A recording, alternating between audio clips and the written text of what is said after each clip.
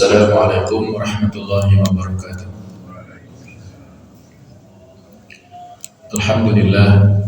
Alhamdulillahilladzi hadana li hadza wa ma kunna linahtadiya laula an hadana Allah. Asyhadu an la ilaha illallah wahdahu la syarika lah wa asyhadu anna Muhammadan abduhu wa rasuluhu la nabiyya ba'da.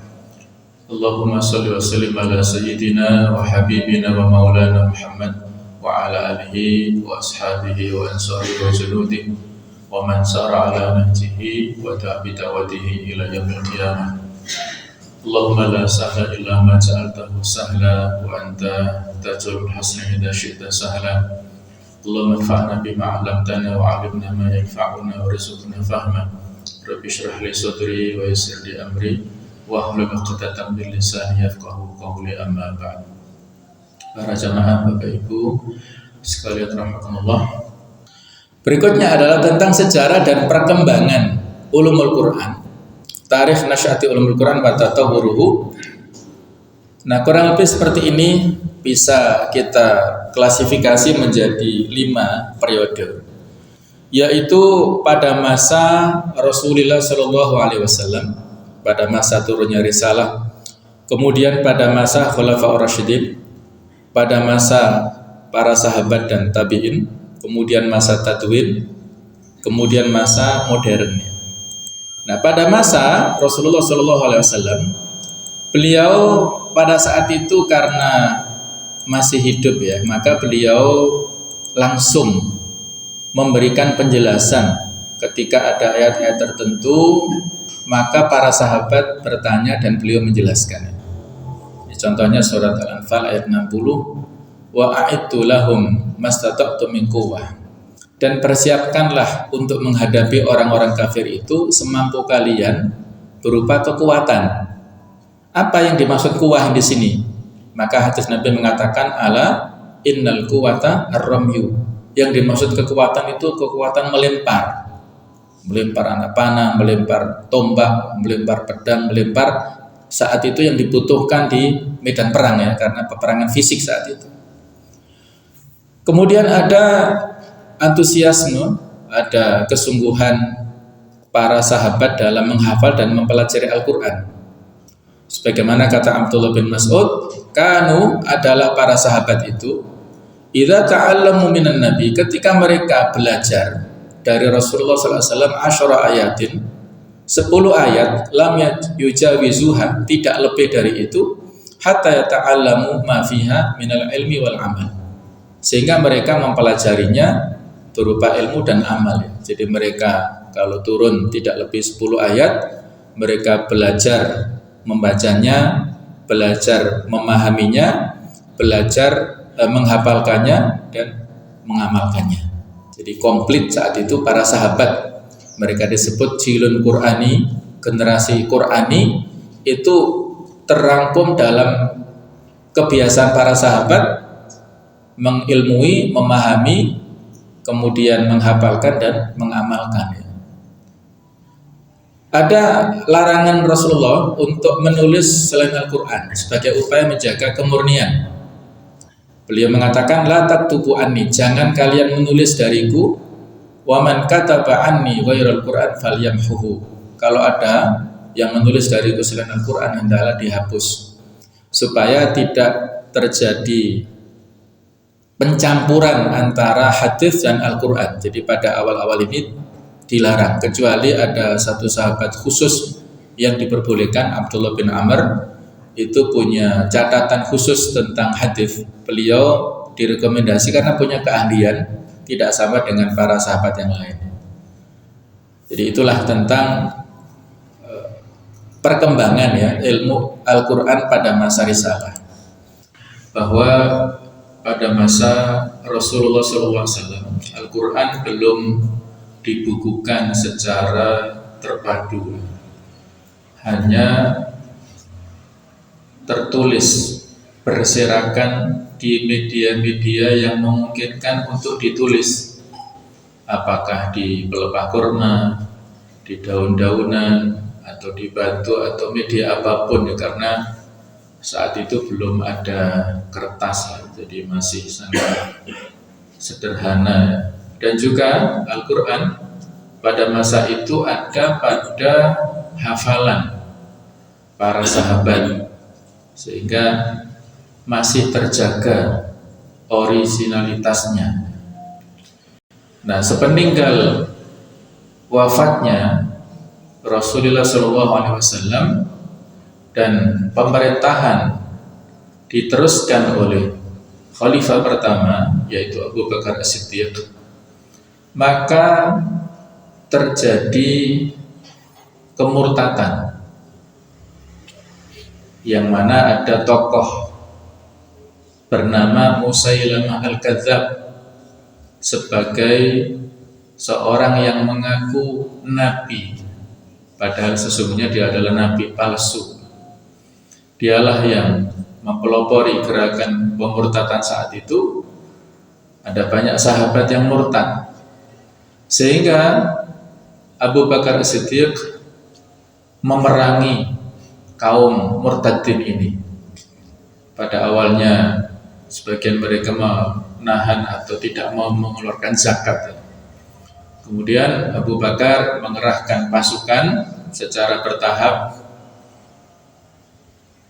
Pasukan pertama dipimpin oleh Ikrimah bin Abi Jahal, tetapi mendapatkan kekalahan. Kemudian berikutnya dipimpin oleh Syarbah bin Hasanah, akhirnya juga mendapatkan kekalahan. Dan baru pada tahap ketiga dipimpin oleh Khalid bin Walid, dan akhirnya mendapatkan kemenangan menghadapi kaum murtadin yang jumlahnya tidak sedikit, kurang lebih sekitar 30.000 pasukan atau tentara dari orang-orang murtad, dan kaum muslimin kurang lebih 13 ribuan. Jadi jumlah mereka kaum muslimin lebih sedikit. Alhamdulillah mendapatkan kemenangan. Orang-orang murtadin mereka sebenarnya sudah memiliki kepedean atau kepercayaan diri bisa mengalahkan dua tahap pasukan Khalifah Abu Bakar. Kemudian pada tahap ketiga mereka malah ketakutan. Yang tersisa pada saat itu ada sekitar 7.000 orang. Mereka bersembunyi di kebun kurma yang tertutup rapat, takut dari kejaran atau dari serangan para sahabat atau kaum muslimin. Tetapi akhirnya kaum muslimin bisa masuk ke kebun kurma ini, dan terjadilah pertempuran yang dahsyat di situ. Dan akhirnya kaum muslimin bisa mengalahkan orang-orang murtad, dan termasuk Musailamah bisa terbunuh. Orang-orang murtad terbunuh kurang lebih sekitar 20.000, jadi sangat banyak. Sementara kaum muslimin yang meninggal dunia, insya Allah syahid, adalah sekitar 1.200-an. Ada 400 diantaranya orang-orang muhajirin dan ansor, dan ada yang paling inti sesuai dengan pembahasan kita, ada 70 syuhada dari para penghafal Al-Quran yang pada saat itu meninggal dunia. Inilah yang menjadikan kekhawatiran, kegelisahan dari Umar bin Khattab saat itu, mengusulkan kepada Abu Bakar supaya Al-Quran ini dibukukan. Karena kalau dibiarkan, lambat laun para penghafal Quran ini akan meninggal, dan sulit untuk melacaknya bagaimana Al-Quran ini yang sebenarnya. Maka Umar yang memiliki ide, kita kenal dalam sejarah memang Umar ini orang yang cerdas, yang memiliki kejeniusan. Ada buku yang berjudul Abqariyatu Umar, kejeniusan Umar, firasatnya, strateginya, feelingnya, pokoknya luar biasa. Umar ini yang pada awal ide ini ditolak oleh Abu Bakar. Ketika Umar menyampaikan ide itu, Abu Bakar menyampaikan, wallahi saya nggak akan melakukan sesuatu yang tidak pernah diperintahkan oleh Rasulullah SAW. Nah, itu kehati-hatian Abu Bakar.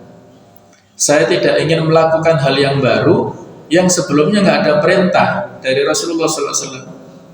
Tapi kata Umar, wallahi hadza khair, ini baik wahai Abu Bakar, ini ide yang baik. Kalau tidak kita lakukan pembukuan, lambat laun Al-Quran akan hilang. Maka Abu Bakar akhirnya mendapatkan ilham untuk menerima usulan daripada Umar. Jadi Umar ini cerdas luar biasa. Beliau pada masa jahiliyah itu sudah pandai dalam hal tulis menulis, dalam hal bahasa juga pandai. Zaid bin Thabit ini juga kemampuan otaknya luar biasa, kecerdasannya luar biasa, punya kemampuan dalam berbagai macam bahasa, bukan hanya bahasa Arab ya. Jadi Umar punya ide untuk pengumpulan Al-Quran karena banyak para hufadzul Quran meninggal dunia dalam peperangan. Khawatirnya nanti habis, kalau penghafalnya itu meninggal, tidak dokumentasikan Quran, maka akan habis. Jadi para ulama akhirnya membuat kesimpulan bahwasanya pengumpulan dan juga penulisan Al-Quran itu masuk dalam kategori al-maslahah al-mursalah, kemaslahatan yang dilepaskan, yang tidak ada petunjuk secara tertulis langsung dari perintah Nabi, tapi itu adalah maslahat, dan itu boleh ya, selama kemaslahatan dibutuhkan oleh umat.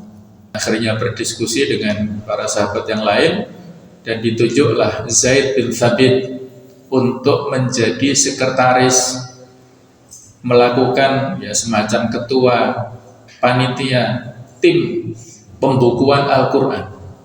Ketika pertama-tama ditawarkan kepada Zaid bin Thabit, beliau keberatan. Bahkan kalimatnya, beliau mengatakan ini adalah proyek yang besar, yang susah. Bahkan seandainya kalau saya disuruh memindahkan bukit itu lebih ringan daripada membukukan Al-Quran, saking beratnya proses atau proyek pembukuan Al-Quran ini. Tapi akhirnya Allah memberikan ilham kepada Zaid bin Thabit untuk dimudahkan menerima amanah ini, dan selesailah proses awal pembukuan Al-Quran pada awal-awal atau pada pemerintahan Khalifah Abu Bakar, dibukukan dalam sebuah mushaf. Dan ketika Abu Bakar meninggal dunia, mushaf ini diwariskan kepada Khalifah Umar bin Khattab. Pada saat Umar meninggal dunia, mushaf ini disimpan oleh putrinya, yaitu Hafsah binti Umar. Nah, setelah itulah pada zaman Utsman dilakukan pembukuan yang lebih serius. Utsman bin Affan ingin memverifikasi Al-Quran ini, karena pada saat itu kaum muslimin sudah tersebar luas di sekitar Jazirah Arab, dan ada banyak versi bacaan pada saat itu. Kaum muslimin yang berada di Suriah itu mengikuti bacaan Ubay bin Ka'ab. Kaum muslimin yang berada di Kufah, di Persia atau di Irak, itu lebih menginduk kepada bacaan Abdullah bin Mas'ud. Dan begitu pula di titik-titik daerah penyebaran kaum muslimin ada perbedaan-perbedaan versi bacaan Al-Quran, sehingga Utsman merasa khawatir. Maka melalui informasi daripada Hudzaifah bin Yaman, usulan dari beliau supaya pada saat itu menginformasikan mushaf yang asli ada di Hafsah. Maka diambillah dari Hafsah, dipinjam oleh Utsman bin Affan untuk disalin. Disalin ya, dulu belum ada fotokopi, belum ada scan ya. Jadi disalin oleh Zaid bin Thabit lagi, masih hidup beliau. Beliaulah yang menyalin mushaf Hafsah ini. Setelah selesai disalin, dikembalikan kepada Hafsah, dan salinannya ini disebarkan ke pusat-pusat pemerintahan provinsi-provinsi yang ada pada sekitar Jazirah Arab. Dan Utsman membuat kebijakan yang tidak sama dengan mushaf ini, terpaksa dibakar supaya tidak ada kesalahan. Jadi mushaf yang tersebar, yang disalin itu yang disebut mushaf Utsmani. Nah, yang itulah mushaf Utsmani itulah yang kita warisi sampai saat ini. kita bisa membaca mushaf ya, yang disebut Rasm Utsmani. Rasm artinya tulisan, versi Utsman, yang memang ada sedikit perbedaan ya, antara Rasm Utsmani dan kaidah imla dalam bahasa Arab. Misalnya tulisan Alhamdulillahirabbil alamin ya. Kalau di mushaf Utsmani, Rasm Utsmani itu ainnya tidak pakai alif, cukup ya matnya itu dengan tanda, ada tanda fathah yang berdiri ya. Itu adalah Rasm Utsmani. Kalau kita mau menulis di luar, maksudnya biasanya pada saat kita menulis pelajaran atau menulis imla, boleh saja ayat-ayat kita tulis dengan kaidah bahasa Arab, boleh, tidak harus persis sama dengan Rasm Utsmani, tetapi bunyinya harus sama ya, tidak boleh berubah.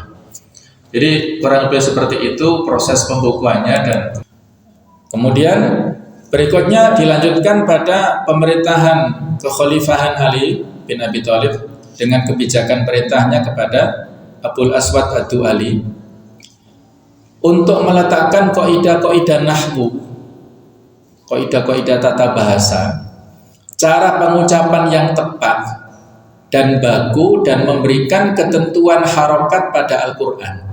Ini disebut sebagai permulaan ilmu i'rabil Quran.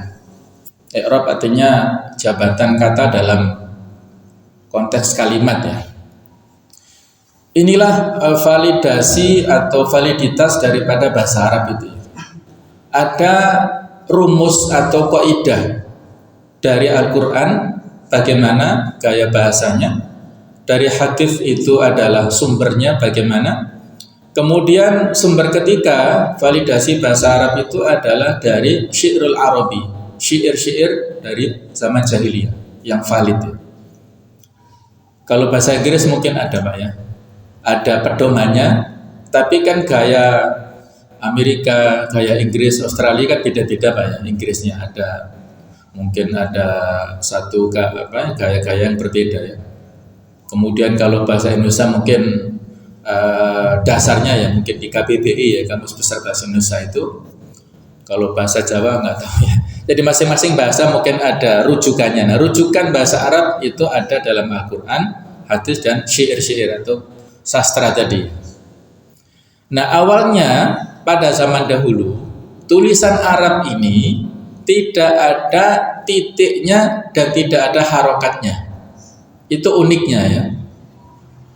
Kemudian karena yang mengakses Al-Quran sesuai dengan perkembangan Islam bukan hanya orang Arab, tapi orang non-Arab. Non-Arab ini disebut ajam. Orang-orang non-Arab disebut orang-orang ajam. Banyak sekali orang-orang ajam yang bicaranya bukan dengan bahasa Arab, susah untuk memahami dan membaca bahasa Arab tanpa ada titik, tanpa ada harokat. Akhirnya dibuatlah itu tadi ya, ini Ali bin Abi Thalib menyuruh kepada Abul Aswad Ad-Du'ali, beliau adalah ahli dalam bidang nahwu ini ya. Jadi Al-Quran ditulis hanya berbentuk rasm, fisik tulisan. Rasm ini bisa diartikan sebagai bentuk gambar ya. Belum dibubui dhabt, tanda huruf, maupun syakl, tanda baca, tidak ada harokatnya. Orang Arab saat itu tidak kewalahan membaca tulisan rasm itu sebab terdapat dzauq, intuisi. Berbeda dengan orang non-Arab yang kesulitan membaca Al-Quran sebab tidak terbiasa dengan tulisan Arab. Hal inilah yang kemudian menjadi problem yang mengkhawatirkan sebab takut terjadi lahan, kesalahan membaca Al-Quran. Ini dalam ilmu tajwid dibagi ada lahan khofi, ada lahan jali. Lahan khofi kesalahan yang samar, dan lahan jali kesalahan yang fatal. Kalau kesalahan yang samar masih ditolerir, tapi kesalahan yang fatal, nah ini hati-hati ya, bisa merubah arti sehingga menuntut adanya penyempurnaan tulisan. Maka fase berikutnya muncul tokoh-tokoh yang berjasa menyempurnakan rasm itu, seperti pakar nahwu Abul Aswad Ad-Du'ali tadi yang menciptakan i'rab atau tanda baca. Jejak Abul Aswad diteruskan oleh Nasr bin Asim dan Yahya bin Ya'mar menambahkan tanda titik huruf. Seorang cendekiawan Al-Khalil bin Ahmad Al-Farahidi berjasa membenahi dan menambahkan harokat seperti ada sukun, ada tasydid, ada hamzah, ada harokat panjang dan sebagainya. Sebagaimana Al-Quran kita baca sekarang ini, itu adalah jasa dari ulama Al-Khalil bin Ahmad ini.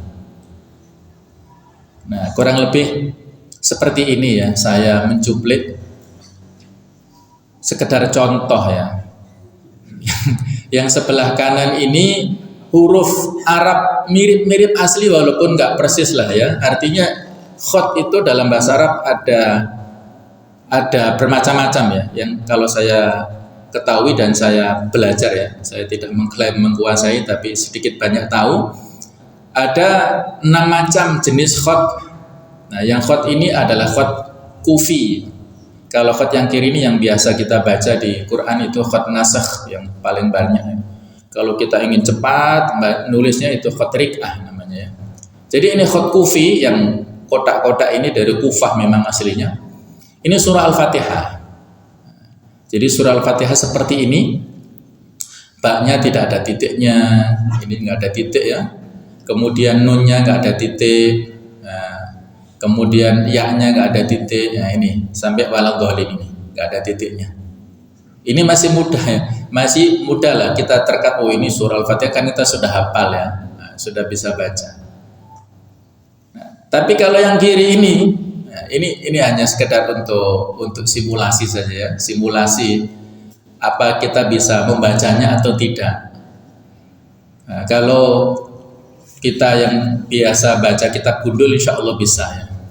Tapi kalau masih belajar agak susah ya.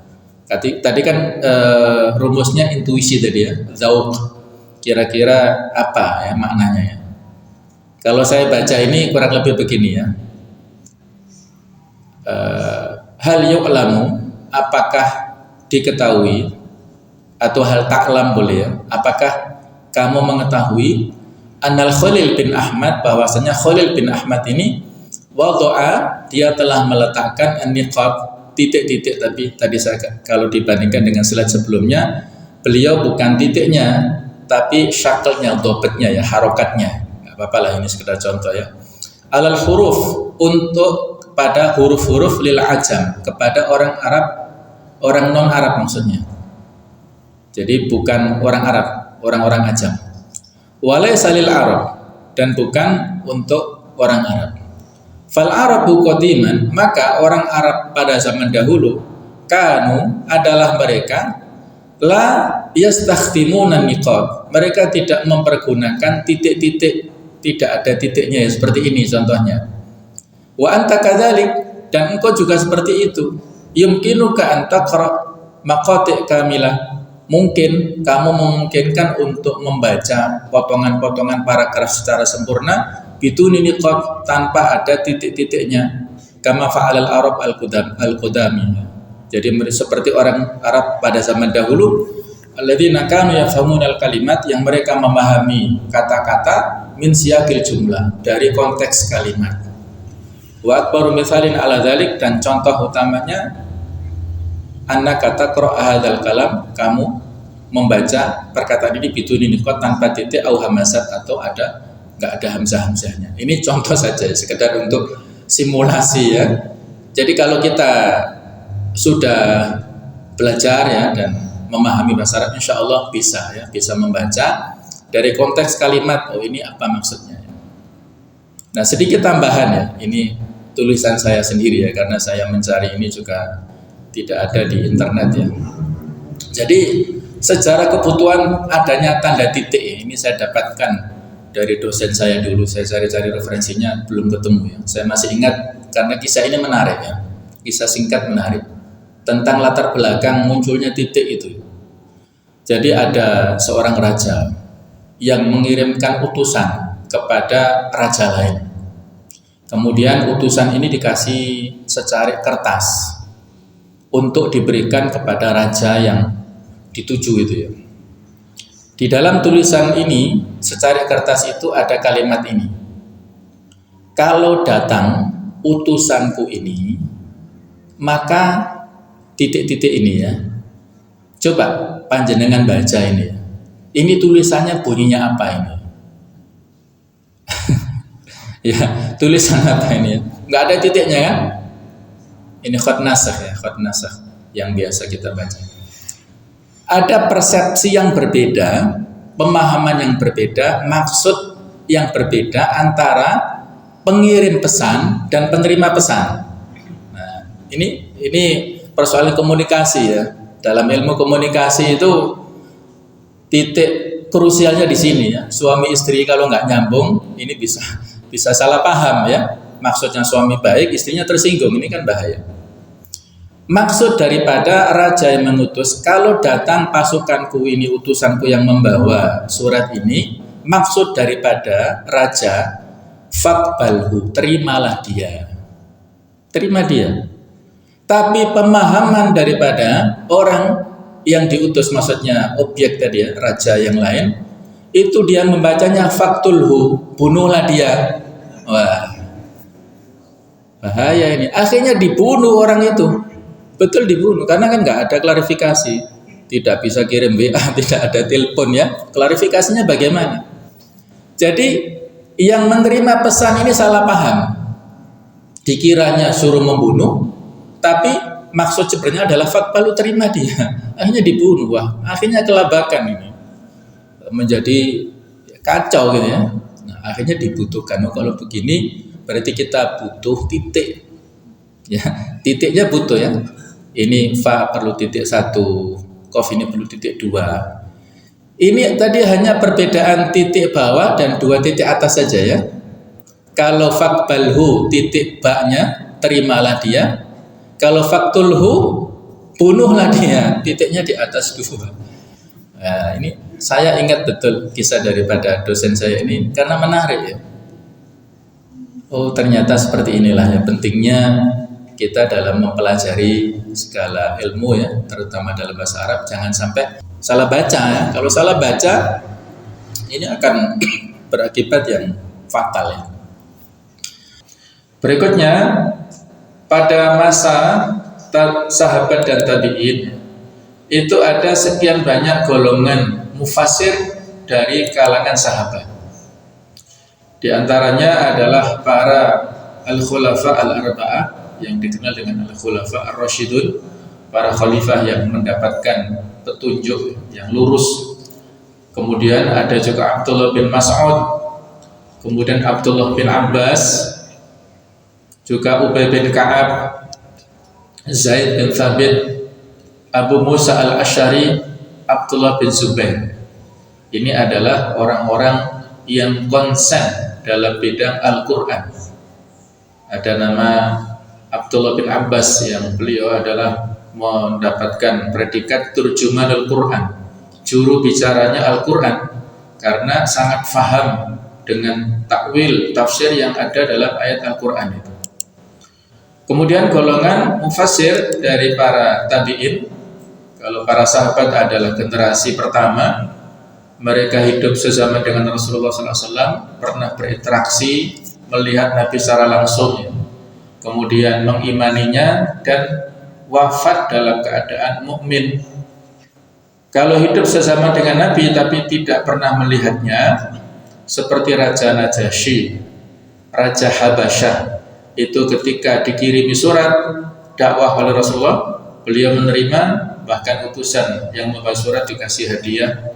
Dan pada saat itu beliau masuk Islam, dan pada saat meninggal ada kabar yang sampai kepada Nabi Sallallahu Alaihi Wasallam, akhirnya disolati ghaib oleh Rasulullah. Itulah masyru'iyah, perintah sholat ghaib adalah dari peristiwa meninggalnya Raja Najasyi. Jadi dia muslim sezaman dengan Rasulullah, tapi karena nggak pernah berinteraksi dengan Rasulullah, tidak pernah bertemu langsung, maka Raja Najasyi ini tidak dikategorikan seorang sahabi. Sahabi itu satu orang ya. Kalau sahabat itu banyak, ashab atau sahabat itu adalah banyak. Kalau satu disebut sahabi, kalau perempuan sahabiyah. Jadi beliau Raja Najasyi bukan termasuk golongan sahabat. Ada juga cerita yang sangat populer yaitu Uwais Al-Qarni. Barangkali kenal ya, beliau adalah seorang yang soleh, anak yang soleh berbakti kepada ibunya, menggendong ibunya ya dari Yaman ke Mekah untuk menunaikan ibadah haji itu ya. Nah, tetapi tidak bertemu dengan Rasulullah secara langsung. Akhirnya beliau juga bukan golongan sahabat, walaupun hidup sezaman. Ada istilah khusus, bukan tabi'in ya. Kalau tabi'in adalah generasi yang sezaman dengan sahabat, pernah bertemu, mengimani Islam dan meninggal dalam keadaan muslim. Kalau generasi yang tadi sezaman dengan Rasulullah tapi tidak pernah bertemu, itu ada istilah disebut mukhadram. Nah, istilahnya unik ya, al-mukhadram, yaitu ya memang nggak ada artinya, yaitu adalah generasi yang sezaman dengan Rasulullah, mengimaninya dan meninggal tapi nggak pernah bertemu dengan Nabi. Adapun yang mengimani tetapi meninggal dalam keadaan murtad tadi, seperti Musailamah yang ngaku Nabi, itu juga bukan golongan sahabat. Ada yang sezaman dengan Nabi tapi juga nggak beriman, Abu Thalib atau Abu Jahal, Abu Lahab, itu juga bukan golongan sahabat. Jadi tabi'in ini adalah generasi kedua, terbaik yang kedua. Mereka adalah banyak para ulama, diantaranya Fashtuhira min talamid bin Abbas di Makkah. Maka yang terkenal di antara murid-muridnya Abdullah bin Abbas yang ada di Makkah itu Sa'id bin Jubair, kemudian Mujahid, Ikrimah, Maula ibn Abbas, Tawus bin Kaisan al-Yamani, Atha bin Abi Rubah. Nah, ini adalah murid-muridnya Abdullah bin Abbas, seorang, yaitu mereka menjadi para mufassir, para ulama, sehingga banyak referensi yang bisa kita baca di kitab-kitab tafsir. Biasanya qala Mujahid, qala Ikrimah dan lain-lain, itu adalah para murid dari Abdullah bin Abbas. Berikutnya ada juga murid-muridnya Ubay bin Ka'ab yang ada di Madinah. Jadi Abdullah bin Abbas itu tinggalnya di Mekah, punya pengajian atau kalau sekarang pesantren ya di Mekah. Kemudian Ubay bin Ka'ab ini tinggalnya di Madinah. Beliau adalah imam besar Masjid Nabawi. Jadi punya banyak murid di sana, di antaranya Zaid bin Aslam, Abul Aliyah, juga Muhammad bin Ka'ab al-Qurazi dan lain-lain. Dan juga adalah washtuhira min talamidi Abdullah bin Mas'ud di Irak.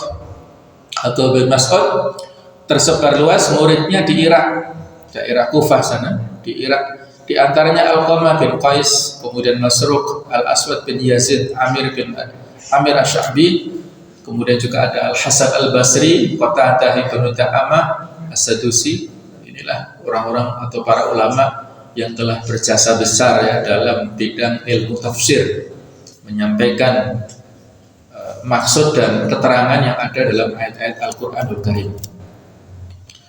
Nah, berikutnya pada masa penulisan. Pada masa penulisan ini adalah pada masa yang terkait dengan pembukaan Al-Quran, riwayat dan dari hadis. Ada sahabat dan tabi'in abad kedua. Mereka wajama ba'dul ulama marwiya min tafsir Al-Qur'anil Karim an Rasulillah. Sebagian ulama mengumpulkan sesuatu yang diriwayatkan dari tafsir Al-Quran dari Rasulullah atau dari sahabat atau dari tabi'in. Di antaranya yang konsen di bidang ini adalah Yazid bin Harun As-Salami yang meninggal pada tahun 117 Hijriah. Kemudian ada Sufyan bin Uyainah yang meninggal tahun 198 Hijriah. Serta Abdur Razzaq bin Hammam yang meninggal pada tahun 211 Hijriah. Jadi ini masih generasi awal-awal ya, generasi tabi'in. Kemudian masa pembukuan yang berikutnya ada pembukuan tafsir berdasarkan susunan ayat yang lengkap, baik itu bil ma'thur dan bil ra'yi. Ada dua metode penulisan tafsir yang populer, yaitu tafsir bil ma'thur. Maksudnya adalah menjelaskan Al-Quran dengan ayat-ayat yang lain, dengan hadis, dengan perkataan para sahabat, dengan pendekatan bahasa Arab. Itu disebut tafsir bil ma'thur, tafsir yang aman, yang mankul ataupun yang ada relevansinya yang kuat dengan teks-teks sumber-sumber hukum Islam yang lain. Kemudian ada metode birra'yi, tafsir dengan pendapat dari penulisnya, yang mana ini juga sudah mulai ditulis pada saat itu ya. Jadi kalau tafsir birra'yi ini ada yang lurus, ada yang tidak lurus, maka yang tidak lurus harus kita waspadai. Kemudian sesudahnya ada penerus generasi para ulama yang mereka membuat metodologi ataupun penulisan tafsir secara paripurna atau secara terpadu dalam hal Al-Quran sesuai dengan urutan ayat-ayatnya. Yang terkenal adalah Ibnu Jarir At-Tabari yang dikenal dengan At-Tafsir At-Tabari. Beliau meninggalnya tahun 310 Hijriah. Jadi urutan secara tertib mulai Al-Fatihah sampai dengan An-Nas itu diartikan ataupun ditafsirkan secara ma'thur. Tafsir At-Tabari ini adalah tafsir bil ma'thur. Begitu pula sesudahnya dimulailah tafsir, yaitu dengan bil manqul tadi ya, bil ma'thur, melalui jalan at-talaqi wa riwayah. At-talaqi adalah penerimaan, pembelajaran dan juga periwayatan. Tsumma kana tadwinuhu ala annahu babun min abwabil hadits, kemudian disusun sesuai dengan bab-bab tertentu, dengan misalnya bab-bab hadits, kemudian disusun secara independen, kemudian diikuti sesudahnya tafsir bil ma'thur dan tafsir bil ra'yi. Masa berikutnya, pembukuan yang ketiga, muncul pembahasan cabang-cabang ulumul Quran selain tafsir, yaitu ada disusun ya berdasarkan judul-judul. Jadi Al-Quran ditafsirkan bukan berdasarkan ayat per ayat, tetapi per judul. Misalnya ayat-ayat tertentu yang membahas tentang masalah hukum toharoh misalnya. Kemudian ayat-ayat tertentu yang membahas kaitannya dengan tema-tema keilmuan, tema-tema tentang keimanan. Nah, itu disusun secara metodologi sesuai dengan tema-tema. Itu tafsir maudhu'i namanya. Nah, kemudian Ali ibnu al-Madini, yaitu gurunya Imam Bukhari, itu menyusun dalam buku Asbabun Nuzul. Beliau yang mengawali kitab khusus yang menceritakan tentang sejarah latar belakang turunnya ayat-ayat Al-Quran. Itu beliau menyusun kitab Asbabun Nuzul. Yang sekarang populer itu adalah karangan dari Al-Wahidi, tapi kalau yang mengawali adalah Ali ibn al-Madini, gurunya Imam Bukhari. Kemudian juga Ubaidil Al-Qasim ibn Salam yang meninggal tahun 224, beliau menyusun sebuah disiplin yang kaitannya ilmu tafsir, juga kaitannya ushul fikih, an-nasikh wal mansukh. Ini juga penting ya untuk kita ketahui nanti pada saat kita akan singgung. Kemudian fil qiraat, ilmu tentang qiraat dibukukan oleh beliau. Kemudian mulai pembukuan secara khusus ulumul Quran dengan mengumpulkan cabang-cabangnya. Ada Ali bin Ibrahim yang dikenal dengan Al-Khufi, dianggap sebagai orang pertama yang membukukan ulumul Quran, yaitu ilmu-ilmu Al-Quran. Tema kita secara beruntun ini kan tentang ulumul Quran. Nah, ternyata yang mengawali itu adalah Ali bin Ibrahim yang meninggal pada tahun 330 Hijriah. Kemudian ada Syekh Badruddin Az-Zarkashi, wafat tahun 794 Hijriah, menulis kitab lengkap yang berjudul Al-Burhan fi Ulumil Quran, yang merupakan kitab penting, referensi penting dalam ilmu Al-Quran. Kemudian As-Suyuti menulis kitab Al-Itqan fi Ulumil Quran. Ini juga kitab yang penting ya, Imam As-Suyuti. Jadi inilah para ulama yang telah berjasa besar melakukan proses pembukuan.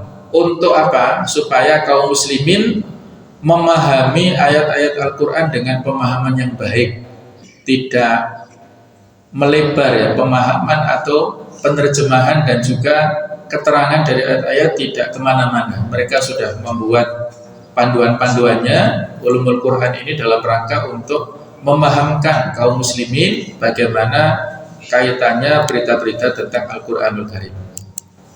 Sementara pada masa modern ini, ya masa yang kelima, ini ada banyak penulisan ya, ataupun cabang ilmu secara khusus ataupun terpisah melanjutkan penyusunan atau penyatuan cabang-cabang Al-Quran dalam kitab tersendiri dengan penulisan yang lebih sederhana dan sistematis dari kitab-kitab klasik terdahulu. Kemudian munculnya tafsir dengan berbagai macam pendekatan.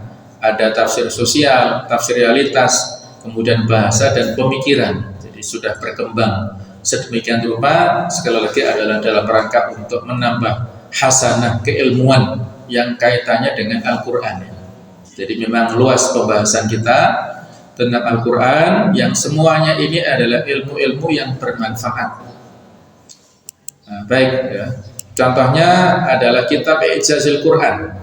Jadi kitab yang berisi tentang kemukjizatan Al-Quran oleh Syekh Mustafa Shadiq Ar-Rafi'i maksudnya. Jadi beliau menulis I'jazul Quran, kemukjizatan tentang Al-Quran, yaitu dari sisi bahasanya bagaimana, dari sisi ilmunya, dari sisi tarikh, sejarah dan lain-lain. Kemudian juga ada kitab Taswir Fan fil Quran, jadi gambaran seni ya dalam Al-Quran, juga tentang Masyahidul Qiyamah fil Quran, yaitu bagaimana kondisi kedahsyatan hari kiamat nanti ya yang digambarkan oleh Al-Quran oleh Sayyid Qutb. Kemudian juga ada Muhammad Abdul Azim Az-Zarqani yang menyusun Manahilil Irfan fi Ulumil Quran, ya, kaitannya dengan ulumul Quran. Ada juga kitab Mabahith fi Ulumul Quran, ya kitab yang sederhana tapi isinya luar biasa bagusnya. Nah, inilah contoh-contoh bagaimana jasa para ulama kita untuk membukukan dan meneruskan penulisan Al-Quran berdasarkan praktek keilmuannya. Baiklah, kurang lebih seperti ini Bapak sekalian, sebagai bentuk mukadimah ya, pengantar kita dalam mempelajari ulumul Quran, mudah-mudahan ada manfaatnya. Kurang lebihnya maaf, saya ikhlas-ikhlasnya. Subhanakallahumma wa bihamdik, asyhadu an la ilaha illa anta, astaghfiruka wa atubu ilaik. Wassalamualaikum warahmatullahi wabarakatuh.